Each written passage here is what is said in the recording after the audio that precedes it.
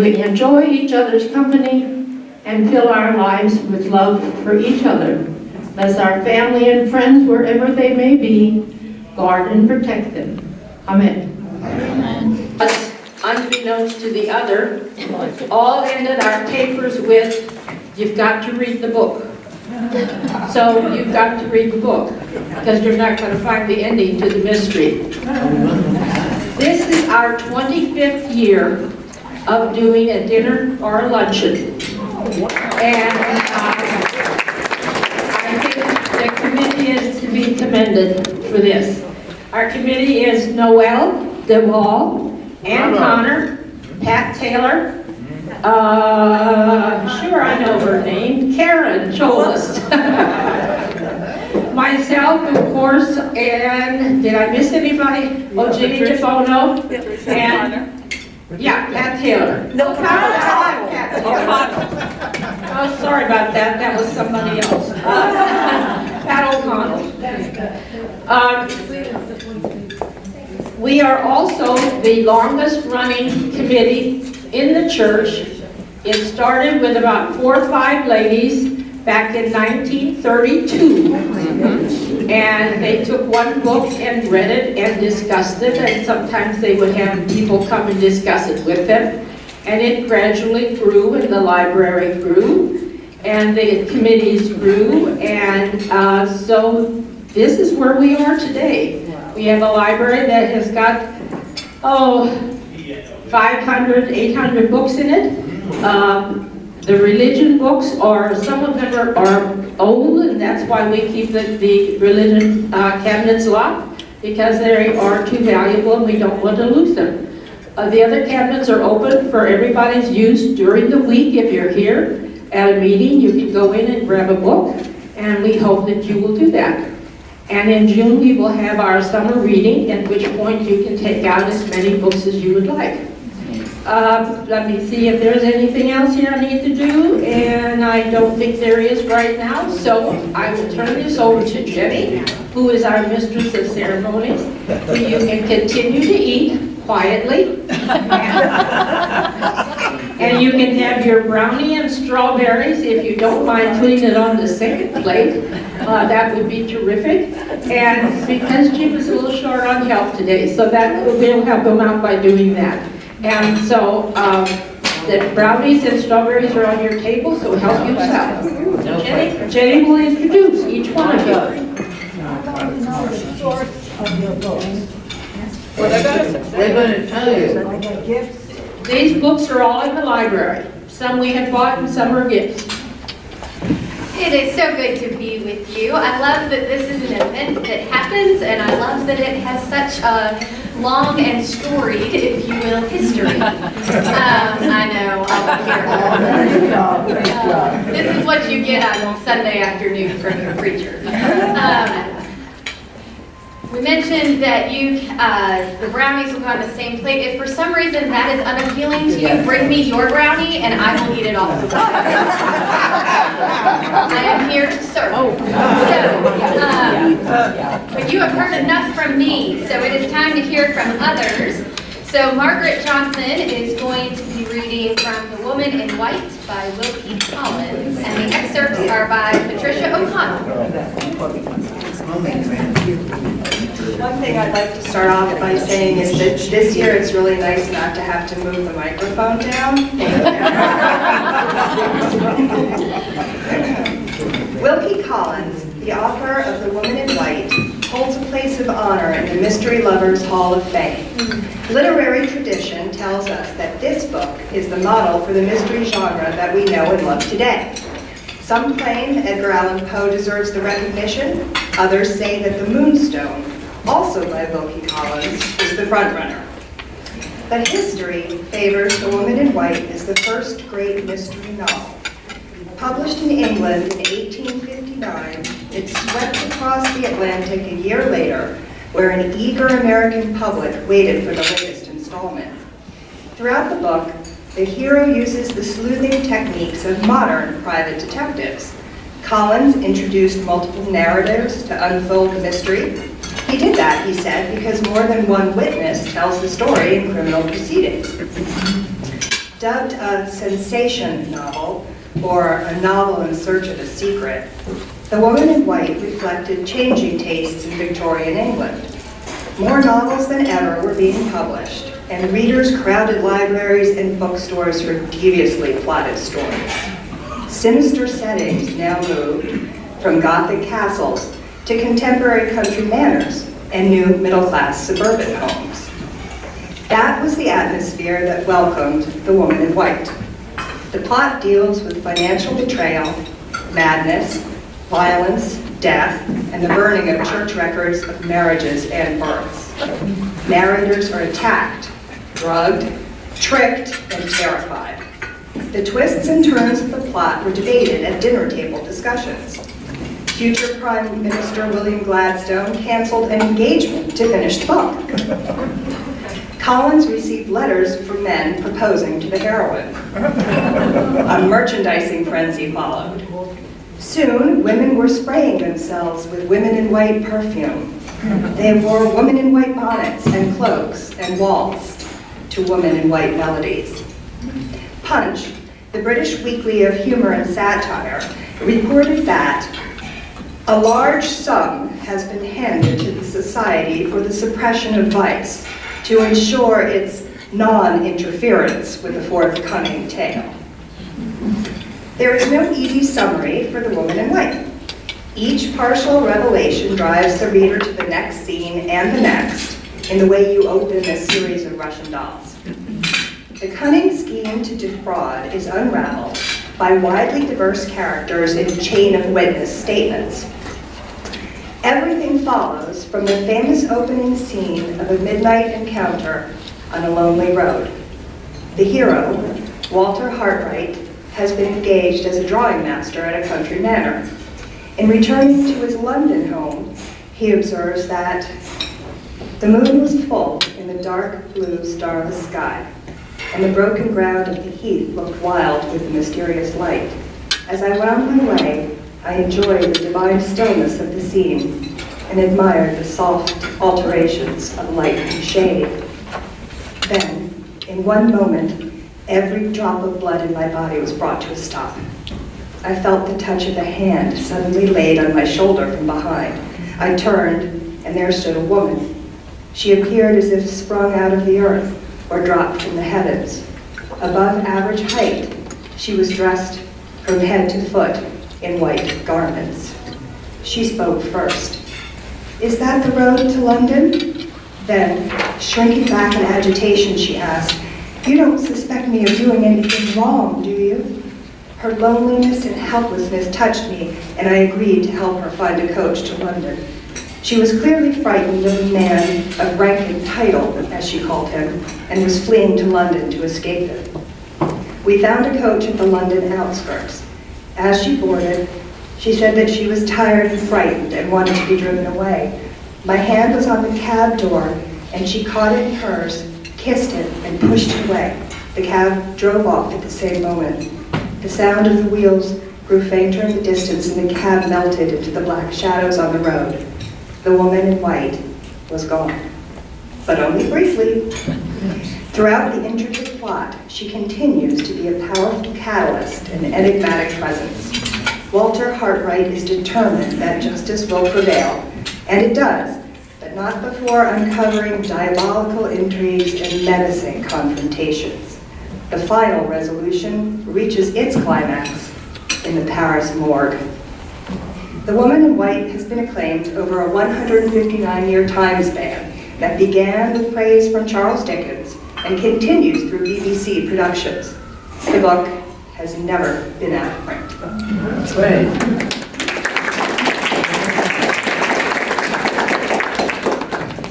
My reading list is going to grow today. I see that. Next we have John Carr reading The Friendship of David and Jonathan, 1 Samuel 20.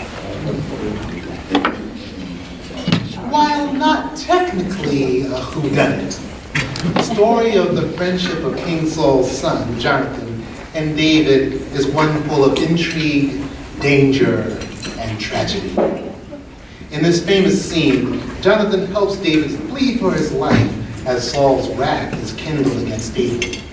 The story is redacted from 1 Samuel chapter 20. David fled from Naioth in Ramah. He came before Jonathan and said, "What have I done? What is my guilt? And what is my sin against your father that he is trying to take my life?" Jonathan said to him, "Far from it. You shall not die. My father does nothing either great or small without disclosing it to me. And why should my father hide this from me? Never." But David also swore, "Your father knows well that you like me, and he thinks, 'Do not let Jonathan know this, or he will be grieved.' But truly, as the Lord lives and as you yourself live, there's but a step between me and death." Then Jonathan said to David, "Whatever you say, I will do for you." David said to Jonathan, "Tomorrow is the new moon, and I should not be able to sit with the king at the meal. But let me go, so that I may hide in the field until the third evening. If your father misses me at all, then say, 'David earnestly asked leave of me to run to Bethlehem, his city, for there is a yearly sacrifice there for all the family.' If he says, 'Good,' it will be well with your servant. But if he is angry, then know that evil has been determined by him. Therefore, deal kindly with your servant, for you have brought your servant into a sacred covenant with me. Who will tell me if your father answers you harshly?" Jonathan replied to David, "Come, let us go out into the field." So they both went out into the field. Jonathan said to David, "By the Lord God of the God of Israel, when I have sounded out my father about this time tomorrow, or on the third day, if he is well disposed towards David, shall I not then send and disclose it to you? But if my father intends to do you harm, then Lord, do so to Jonathan, and more also, if I do not disclose it to you, and send you away so that you may go in safety. May the Lord be with you, as he has been with my father. If I am still alive, show me the faithful love of the Lord. But if I die, never cut off your faithful love from my house, even if the Lord were to cut off every one of the enemies of David from the face of the earth." Thus Jonathan made a covenant with the house of David, saying, "May the Lord seek out the enemies of David."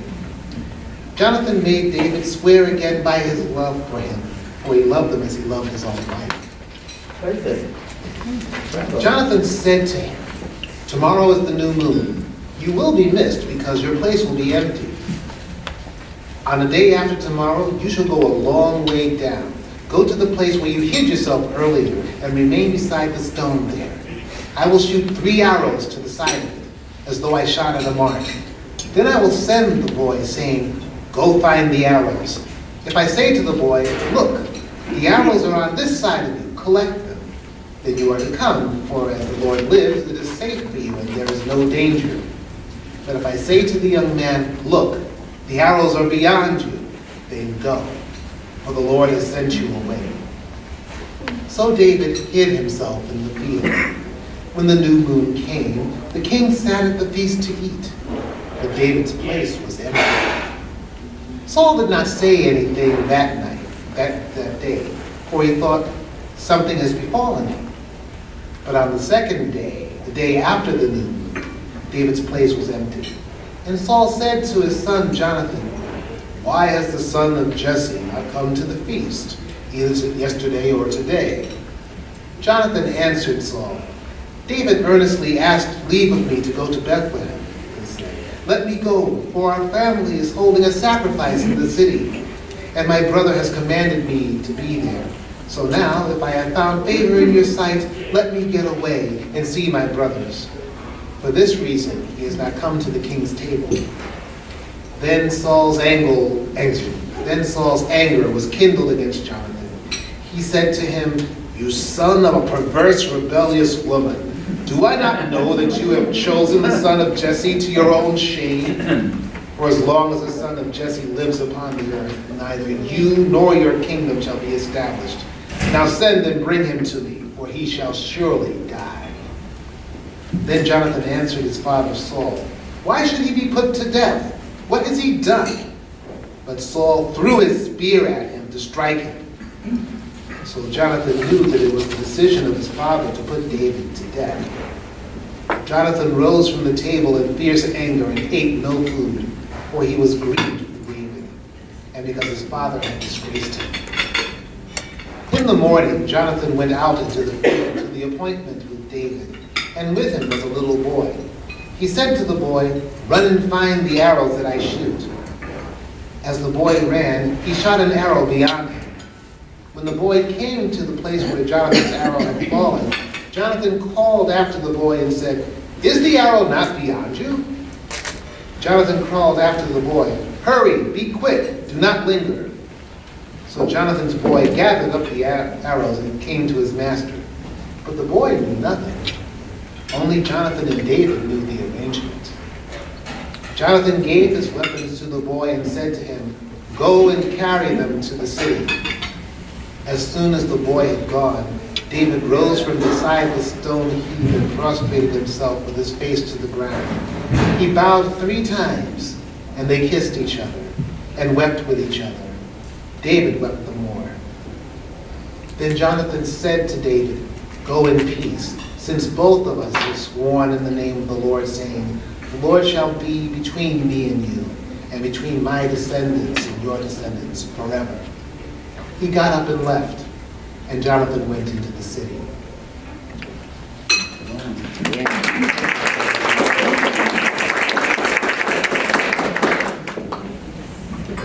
If you come to worship next week, John Carr will be preaching. He's delighted to know this. Next we have Nancy Ost. She is reading from A Murder in Time by Julie McElwain, and the excerpts are by Karen Jules. A Murder in Time by Julie McElwain. Now, I'm not talking about crime brought on by desperation or poverty. I'm talking about timeless evil, an evil that knows no boundaries, no class distinction, evil that's witnessed across the centuries, evil in murder, evil to be dealt with.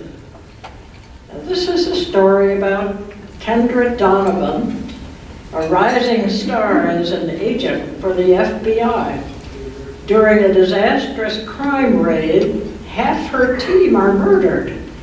A mole in the agency is uncovered, and she suffered serious head wounds. As soon as she recovers, she goes rogue. On her own, she travels to England, following the mastermind of this heinous deed. He is a man of wealth and privilege, and she will hunt him down. Using her brain, her wit, and her charm, she gains entry into his esteemed social circle. They both attend a weekend of festivities at an 18th century castle. He quickly becomes aware of her suspicions about his role in the murders, and he orders her murder. But it must be done before the weekend ends. She must literally run for her life from the gentleman who wants to end it. She's unfamiliar with the castle's layout, but she heads for a stairwell with her assailant in quick pursuit. She trips, she screams, she falls. And when she emerges, thankfully alone and alive, she's in the same place. But it's a different era. It is 1815 to be exact, 200 years earlier than her original invitation.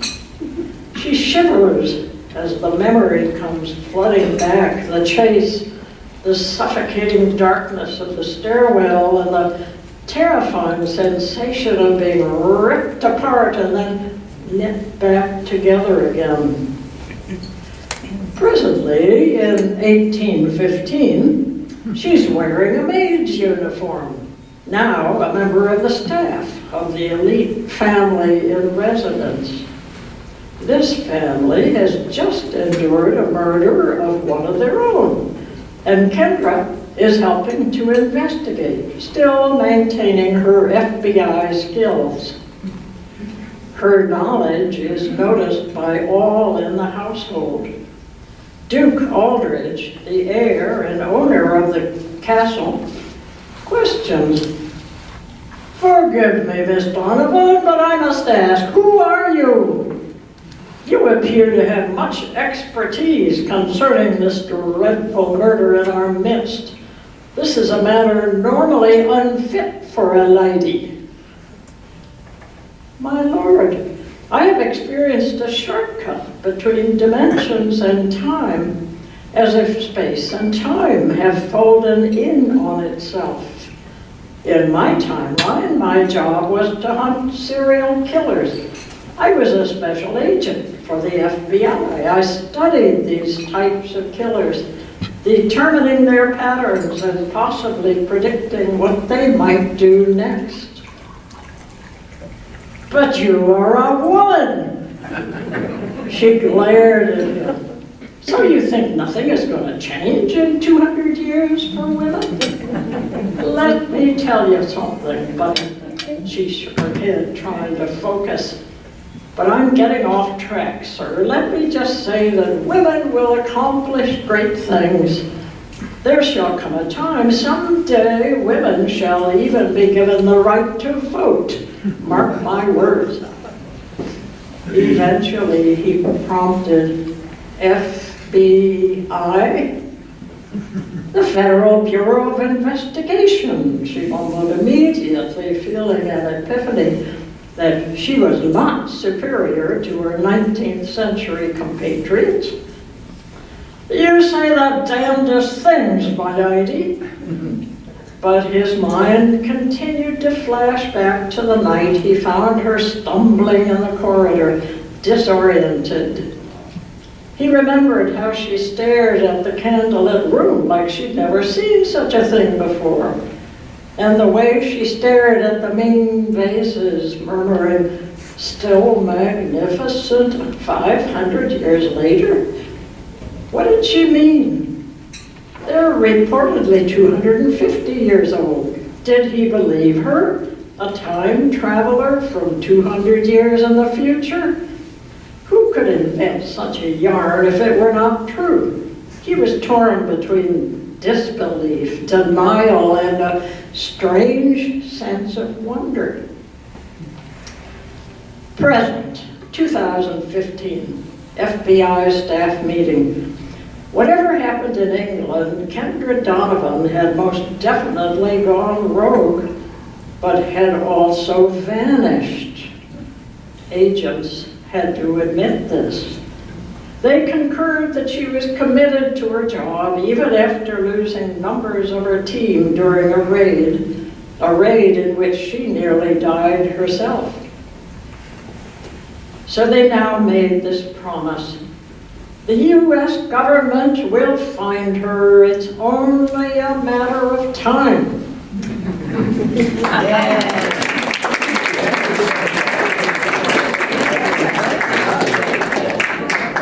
All right, next we have Andrew Forbes reading from Magpie Murderers by Anthony Horowitz, and these excerpts are by Ann Conrad. My book is Magpie Murders, here by Anthony Horowitz. It's one of a number of Detective Atticus Pund novels that he wrote. He's a prolific writer. He also does young adult books, and if you're a fan of PBS, he's written several of the Poirot episodes, Midsummer Murder episodes, and he also wrote the Foyle's War series. So this is from the Magpie Murders. The setting is a small English town. There was going to be a funeral. Mary Elizabeth Blackiston, 5th of April, 1887 to 15 July, 1955. Her life had not been as long as it seemed, crossing 2 centuries as it did, but then it had been cut short quite unexpectedly. Sitting at the kitchen table in the vicarage, the Reverend Robin Osborne was making the final adjustments to his sermon.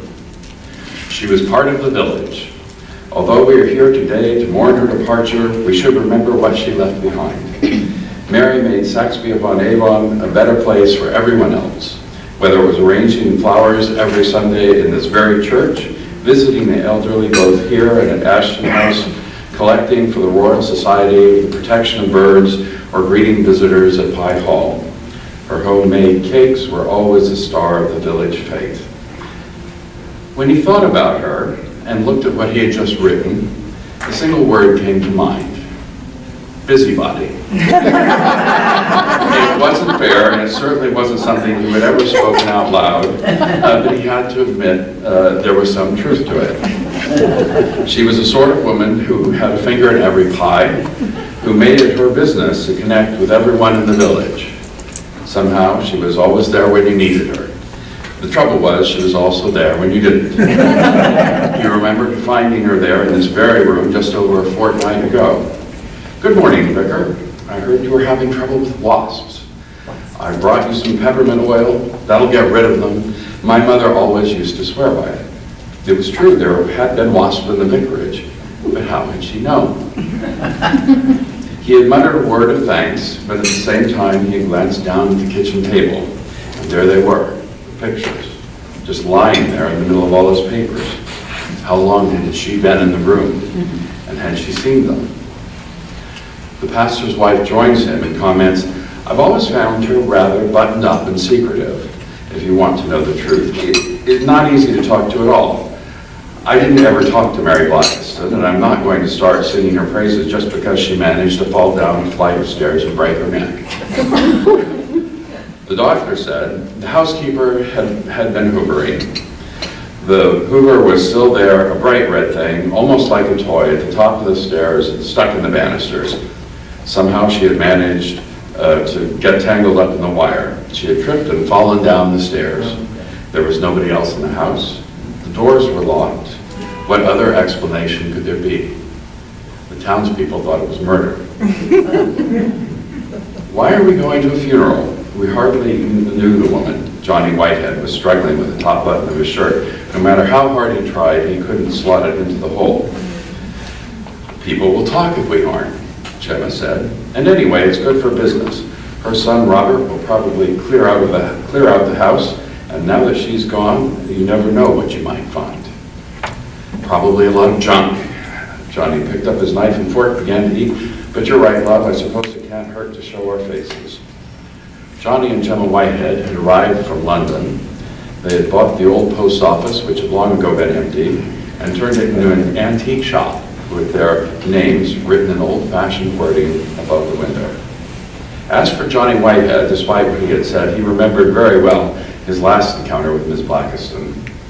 She had indeed come into the shop making those accusations of hers, and worst of all was that she had evidence to back them up. How had she found it? What had put her on to him in the first place? Of course, she hadn't told him, but she made herself very clear. She knew about his time for robbery with Pitch. He never would have said as much to his wife, of course, but he couldn't be more pleased that Mary Blackiston was dead. The hearse had reached the outskirts of Saxby and Avon, and inevitably its route took it past the entrance to Pye Hall with its stone griffins and now silent lodge house. Was there something unfortunate about carrying a dead woman past the very home where she had once lived? Sitting in the back seat, feeling sick and empty, with the coffin lying behind him, Robert Blackiston, Mary's son, glanced at the old house as if he had never seen it before. He did not turn his head to keep it in sight as they drove past. He did not even think about it. His mother had lived there. His mother was now dead, stretched out behind him.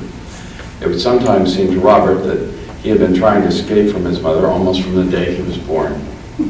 He had actually grown up in the lodge house, just the two of them living on top of each other, each of them dependent on the other, but in different ways.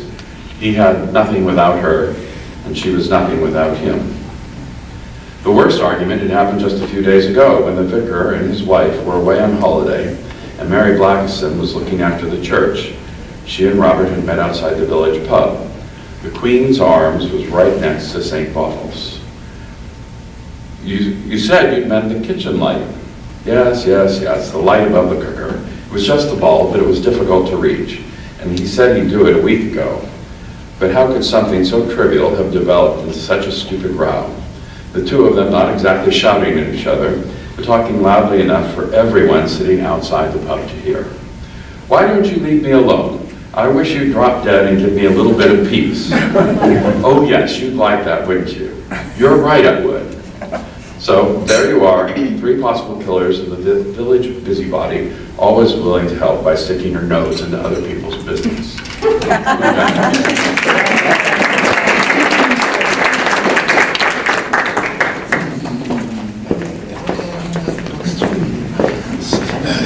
I am learning so much about other parts of your personality. I love it. Next, we have Margaret Mills presenting from Brahms' Intermezzo in A major, Opus 118, number 2. I am very curious. Before I play it, I just want to say there's absolutely no mystery as to who wrote this intermezzo for piano. It really was Johannes Brahms. As a very old man in the 1890s, one of his last piano pieces. Music speaks its own language and speaks in many voices. And I hope you can hear in this intermezzo how Brahms speaks in many voices.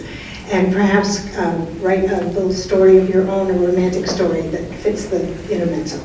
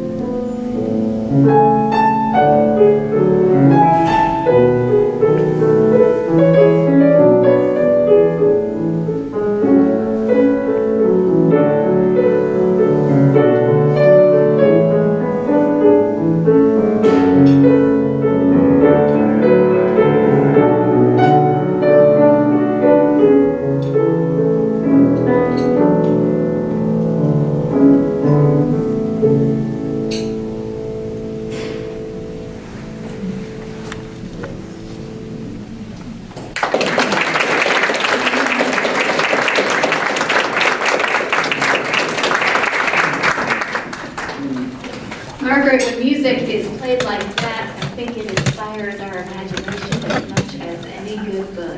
Thank you. Julian Schroeder is next. He is reading from The Rogue Lawyer by John Grisham. The excerpts are by Erna Given, and since Margaret has just raised the bar, I assume Julian will be singing his presentation. This is Rogue Lawyer by John Grisham. He's an author of over 30 novels and books. Actually, Jenny, I was going to say, I hope you do not learn anything about my personality. Because I am Sebastian Rudd, a lawyer. My clients are almost always guilty. People ask, why do you take on such scum? Well, someone has to. I live in my van, which is my office, complete with my desk, sofa, dark windows with bulletproof grass, and all the company comforts of home. My partner is my driver, investigator, confidant, paralegal, former client, and my friend. My ex-wife Judith appears frequently in my story as she is constantly trying to get sole custody of our son, Straker. Rich people tend to avoid death row. Link Scanlon was not so lucky. The city felt a great sigh of relief when he was arrested and charged with the murder of a judge. I defended Link, but lost his case, and he was sentenced to death. At the time of his execution, suddenly, there was a total blackout due to a utility pole which was sawed in two. The backup generator did not start. 6 different fires started at one time around the jails. The false ceiling in the execution room opens, a rope is dropped down, Link grabs the rope, climbs up, and disappears. Suddenly, the thumping of helicopters, sirens, lights, searching for Link. He is gone. I am arrested as an accomplice, but later cleared. I do not know what happened to Link. My next client was Doug Renfro, on trial for the murder of a policeman. An interesting case, the Renfro home was broken into at 3 a.m. one morning, guns blazing by the police. Doug, in his protecting his home, accidentally kills a policeman. His wife came out of the room, lights flashing, and the police killed her. Doug fired his gun, thinking the invaders were burglars, later finding out the police came to the wrong house. Doug is arrested and put on trial, and the DA is asking for the death penalty. After intense questioning of each policeman, Doug is found not guilty. Now, a few details are intertwined in my story. Link suddenly sends his mob to kill me after I refuse to return the $100,000 retainer. He blows up my van. I still do not know where Link is. In the Renfro case, the daughter of Kemp, one of the investigators, disappears. He kidnaps my son. Renfro sues the city for wrongful death of his wife and illegal entry to his home. Kemp's daughter is rescued. My son is... All these cases, and some others, are knitted together. I'm not going to tell you how, because you have to read the book.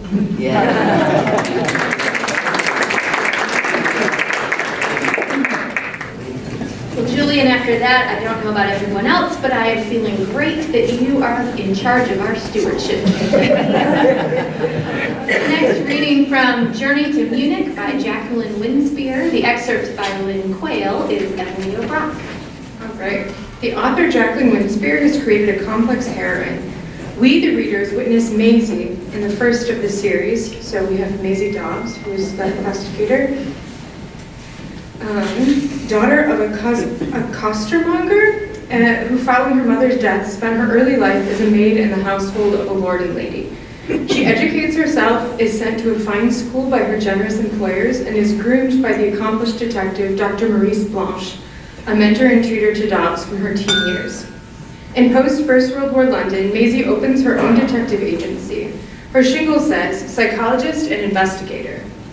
Journey to Munich, a Maisie Dobbs novel, is number 14 in this popular series, and it focuses on our female investigator who is courageous and has an uncanny sixth sense.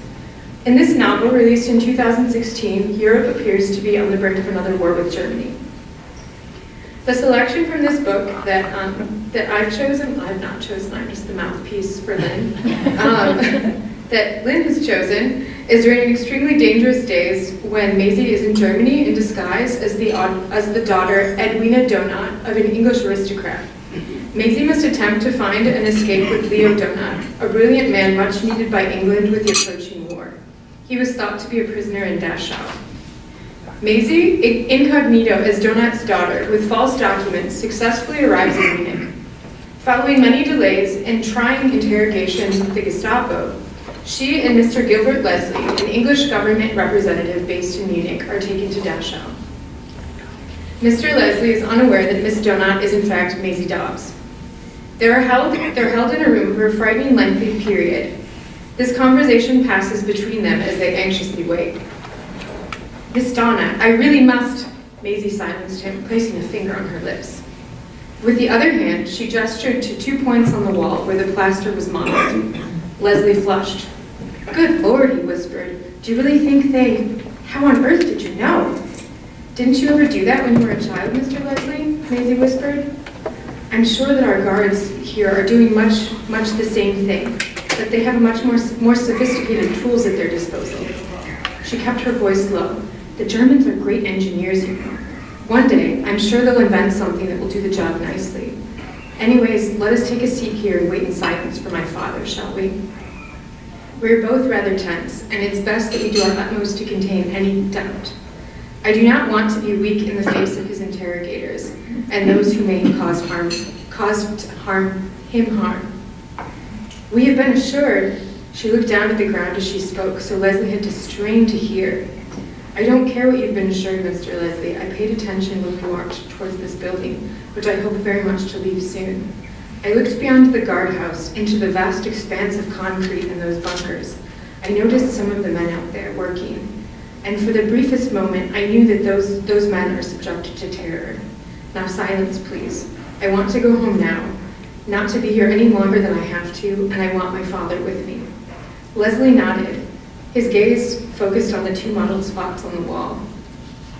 Another 20 minutes passed. In that time, Maisie struggled to draw upon everything she had been taught by Kahn, the teacher to whom Maurice, her mentor, had taken her, to learn that seeing is not something one necessarily does with the eyes. Despite relentless cold drafts that seemed to seep from the outside through the bricks, she cleared her mind. Concentrating only on her breathing, tempering the sound of an inner voice that tested her, that gave her reason to fear.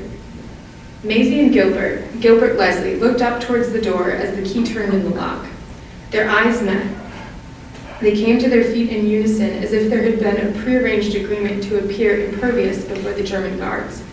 Kommen Sie mit mir jetzt, Sie beide. Come with me now, both of you. The words seemed to snap from the guard's mouth.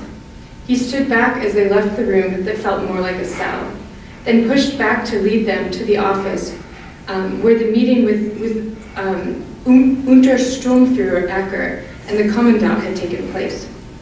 Both officers were staring at Maisie, Edwina Donat, as she regarded the man standing in the door of the room. He held his hands to her as she began to run towards him. Then she stopped. Meine Tochter, komm zu mir, komm zu in meine Arme.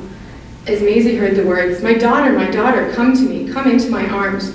She stopped and looked at the man, feeling as if her heart would break into many parts. His skeletal hands and sockless feet drew her attention more than the small pyramids of bone that were once full cheeks. His eyes seemed burned into their sockets, and she could see the points of his clavicle prominent through the fabric of his colorless shirt and the threadbare jacket draped over his skeletal frame. She turned to Leslie, then to the 2 officers. Time had become suspended, so still that she could hear her heart beating, the blood coursing through her veins, the reverberations in her ears. Beyond herself, she was aware of the pleading of a frail man who was now taking her hand, placing it on his shoulder as if to persuade her to hold him, to give him comfort. She was aware that only 1 second, then another had passed, yet she knew she must speak the truth, if only for Leon Donat and his daughter. Maisie turned to Gilbert Leslie and the 2 officers who waited. This man is not my father, she said. This is not Leon Donat. And then she put her arms around the man and held him to her as she wept. Es tut mir leid, wahrlich, ich bin sehr traurig. Her German was perfect. I'm so sorry, truly, I'm very sorry. Jacqueline Weinspear in this scene touches the heart. The author is exceptional. Take time to drop into the library, to the shelves of the book. The shelves of the books await. Thank you.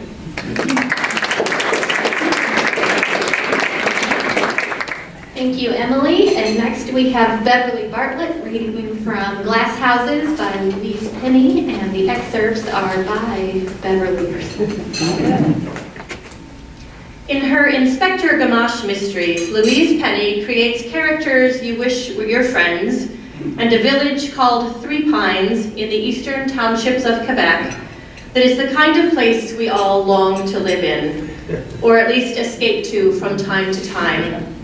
Tiny, beautiful, so isolated that it isn't even on the map.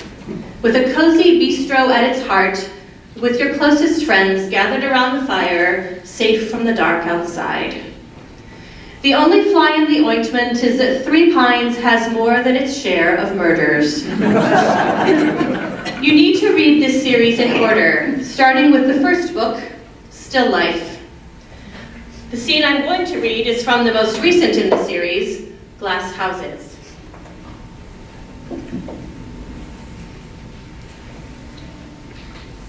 In this scene, Myrna, who owns the bookshop, and Inspector Armand Gamache have met on the village green early in the morning, and Ruth, the very old, crusty village poet, and her pet duck, Rosa, join them. A cobrador, a mysterious, dark-robed, medieval Spanish figure who was a collector of unpaid debts, moral as well as financial, has been occupying the village green, unsettling the villagers and their consciences. But this morning, the cobrador has disappeared. All shall be well, Myrna assured Armand. Well, well, said a familiar voice behind them, and both Myrna and Armand turned to see Ruth and Rosa waddling and limping down the hill from the tiny St. Thomas's church. You're up early, said Armand, as the old poet joined them. Don't sleep much. Armand and Myrna exchanged glances. Their experience with Ruth was that she slept, or perhaps was passed out, most of the time, waking up once an hour or so to hurl an insult, then back to sleep. The village cuckoo clock. Went to St. Thomas's for some peace and quiet, said Ruth. Again, Armand and Myrna exchanged glances, wondering what riot could possibly be going on in her home, or more likely her head, that she needed to seek refuge. Was he gone when you came out? Asked Armand. He was gone, said Ruth. But Michael was hanging around, making a pest of himself. The archangel? Asked Armand. Who else? Man, that angel can talk. God this, God that. So I went to the chapel to get away. From God? Asked Myrna, looking at the rumpled woman. What did you do there? I prayed. What for? Armand asked the old poet. Well, I started off praying that anyone who's pissed me off meets a horrible end. Then I pray for world peace. And then I pray for Lucifer. Did you say Lucifer? Asked Myrna. Why so surprised? Asked Ruth, looking from one to the other. Who needs it more? I can think of a few who deserve it more, said Myrna. And who are you to judge? Asked Ruth. The greatest sinner, the most lost soul, the angel who not only fell to earth, he fell so hard he broke through. You pray for Satan? Myrna asked again, still unable to get past that, and beseeching Armand for help, but he only shrugged as though to say, she's all yours. Then something occurred to Myrna. For him or to him? For him. For him, for him. Geez, and they call me demented. He was Michael's best friend until he got into trouble. And by trouble, you mean the war in heaven where Lucifer tried to overthrow God, asked Myrna. Well, none of us is perfect, said Ruth. We all make mistakes. That would seem bigger than most, said Myrna. Especially since Lucifer hardly seems repentant. And is that a reason not to forgive? Asked Ruth. She seemed genuinely perplexed by that question, losing herself for a moment. Michael says Lucifer was the most beautiful, the brightest of them all. They called him the son of the morning. He was luminous. Ruth looked around at the cottages, the gardens, the forest, the fragrant mist, and the struggling sun. Stupid, stupid angels, she muttered, then turned to them. It's generally thought that conscience is a good thing. But let me ask you this. How many terrible things are done in the name of conscience? It's a great excuse for appalling acts. Did your friend Lucifer tell you that? Asked Myrna. No, the archangel Michael told me that, just before he asked me to pray for the greatest sinner of all, who had no conscience, Myrna pointed out. Or a warped one. A conscience is not necessarily a good thing. How many gays are beaten? How many abortion clinics bombed? How many blacks lynched? How many Jews murdered by people just following their conscience? And do you think that's what we had here? Asked Armand. A conscience gone astray? He's referring to the Cobrador. How should I know? I'm a crazy old woman who prays for Satan and has a duck. It would be nuts to listen to me, wouldn't it? Come on, Rosa, time for breakfast. The two limped and waddled over to the Gamache home. A conscience guides us, Myrna called after her, to do the right thing, to be brave, to be selfless and courageous, to stand up to tyrants, whatever the cost. Ruth stopped and turned back to look at them. You might almost say it's luminous, she said, pausing on the steps up to the porch, holding their eyes. Sometimes all is not well.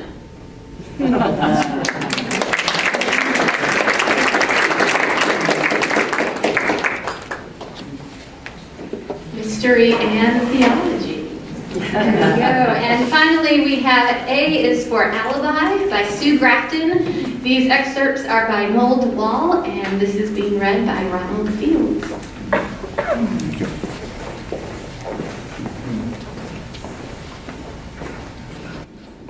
Good afternoon. First thing you know about me, I love to go on tangents. I'm not going to speak about this book. Just have it so I wouldn't forget the text. A is for Alibi by Sue Grafton. My name is Kinsey Malone. I'm a private investigator licensed by the state of California. I'm female, 32 years old, twice divorced, no kids. The day before yesterday, I killed someone, and the fact weighs heavily on my mind. Sue Grafton, author of the Alphabet Mystery series, is quoted as saying that most of the hard-boiled male detectives go through murder and mayhem, and it has absolutely no impact on their personalities. She said that she finds it more interesting to see what the constant exposure to violence and death really does to a human being. I must add here that Ms. Grafton's father was an author. She was raised as an author. However, she had lots of difficulties, and her first 5 novels she destroyed. And she continued as a screenwriter until she had a very, very nasty divorce. And at that time, during the 6 years, she started having brooding thoughts about how to kill her husband, maim him, and do all kinds of other things. And then she realized she had a great source of inspiration for her writings. Kinsey Malone, Grafton's female private eye, was first introduced in A is for Alibi in 1982 and concluded with Y is for Yesterday, with Sue Grafton's death last December 28th. Throughout these 25 books, we've come to learn a lot about Kinsey and what makes her unique. We know Kinsey, who is described as a tough cookie with a soft center, a gregarious loner, smart, and very funny. The first-person narrative allows the reader to see through the eyes of Kinsey, who chronicles various descriptions of unusual buildings and places, giving depth to the narrative. She often takes the reader on a daily run from her fictional town of St. Teresa along the St. Barbara coastline. Quote, "My run that morning had been unsatisfactory. I had done what needing doing, dutifully jogging a mile and a half down the bike path and a mile and a half back. But I never developed the rhythm, and the much sought after endorphin rush had failed to materialize. At the water's edge, she pulled off her socks and shoes with the intention of jogging in the surf, only to remember a pamphlet she had recently read about life forms in the sea. Some are quite minuscule. The tactic involves thorny parts of pincers, or tiny three-jawed mouths, or trailing stingers, or vicious suckers with which they latch onto one another, causing painful death and dismemberment, all in the name of nourishment. The starfish actually takes out its own stomach and folds its live prey and digests it outside its body. How would you like to put your bare foot down on that?" Kinsey introduces us to her environs, where she lives and works, and who she depends upon for support now and then. "Of all places I've lived in Santa Teresa, my current cubbyhole is the best. She lives in an old garage converted into a rental unit on property owned by Henry Pitts, who's 89 years old and, according to Kinsey, in phenomenal shape. He's tall and lean, with thick snow-white hair and eyes the color of bluebells. And on top of that, he's a great baker and cook.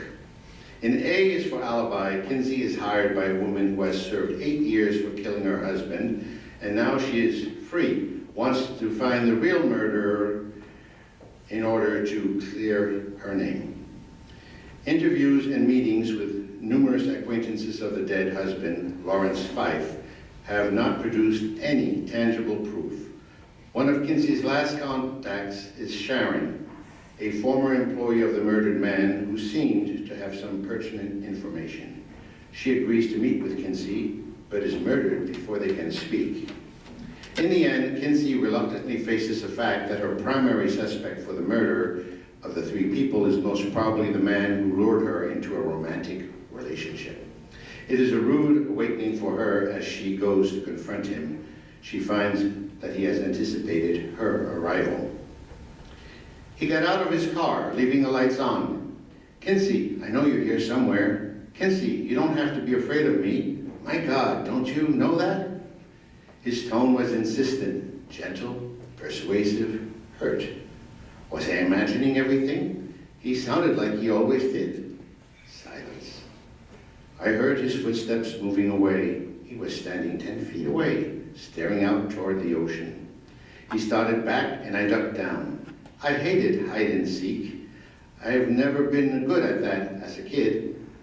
I always jumped right out when somebody got close because the tension made me want to wet my pants.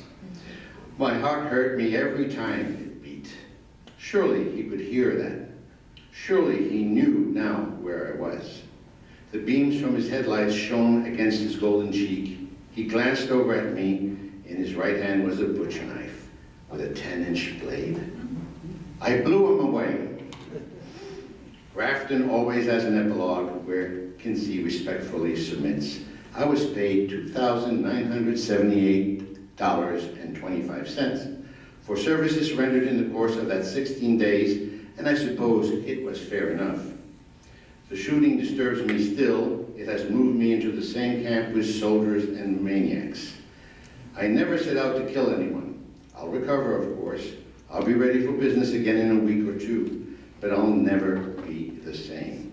You try to keep life simple, but it never works. And in the end, all you have left is yourself.